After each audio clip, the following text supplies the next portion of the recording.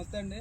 ఏలూరు పుట్ట మహేష్ ఆదేశాల ప్రకారం వరకు పోలవరం సిరి బాలరాజు ఆదేశాల ప్రకారం వరకు గత 4 నెలలు క్రితంలో దోబీ రాజ్యంలో దొంగిలించారు కాబట్టి ట్రాన్స్ఫార్మర్ రాక రైతులు ఆవేదన పడి ఎన్నో కష్టాలు పడుతుంటే సిరి బాలరాజు ఆదేశాలు ఎంపీ పుట్ట మహేష్ గారిని కలిసి అన్న రైతులు ఒక ట్రాన్స్ఫార్మర్ గత 4 నెలలు గత ప్రభుత్వంలో ట్రాన్స్ఫార్మర్ పోతే లైన్ మ్యాన్ గారు ఎన్ని అనేక కష్టపడినా పైన ప్రభుత్వం ఏవి నిర్ణయం ఇవ్వట్లేదని మా దగ్గర ట్రాన్స్ఫార్మర్ లేవు 4 చేతులు ఎత్తేసారన్న.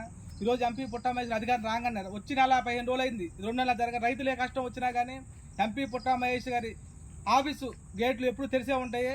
ఏ కష్టం వచ్చింది నన్ను కలవనని ఎలక్షన్లో చెప్పిన విధానం ప్రకారం కూడా అన్న ఇలా రైతులు ఇబ్బంది పడుతున్న ట్రాన్స్ఫార్మర్ పోయిందంటే ఢిల్లీలో నుంచి ఒక ఫోను ఎస్సీ సల్మాన్ రాజు గారికి ఒక ఫోన్ కొట్టాడు.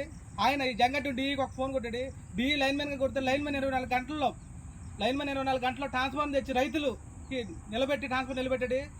లైన్మెన్ గారు కంగ్రాచులేషన్ చెప్తూ అన్న ఇంకోటి ఏంటంటే ప్రభుత్వం అంటే ఎప్పుడు కూడా టీడీపీ ప్రభుత్వం అంటే రైతులకు అండగా ఉండాలి. ఇది ఒక నిరసన, గొప్ప నిదర్శనం. పుట్ట మహేష్ గారు ఎటువంటి వ్యక్తి అంటే ఏ పని అయినా కానీ ఆయన దృష్టికి వెళ్ళిందంటే 24 గంటల్లో ఆ పని అవ్వకపోతే అధికారులు ఉరికిచ్చే మనస్తత్వం అయింది.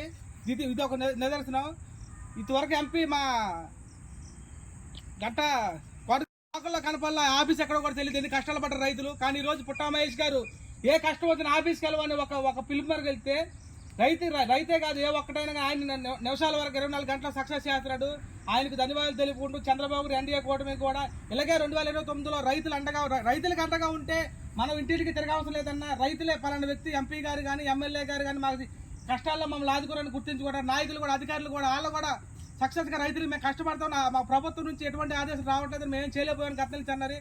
ఒక ఎంపీ మహేష్ గారు చెప్పంగానే ఎస్సీ సల్మాన్ రాజు గారు కళ చేసుకుని మా లైన్మెన్ గారు మురళీ గారు కళ చేసుకుని 24 గంటల్లో మా ట్రాన్స్ఫర్ తెచ్చిపెట్టాడు. ఇతను కూడా అమ్మని అనుకుంటూ సెలవు తీసుకుంటాను.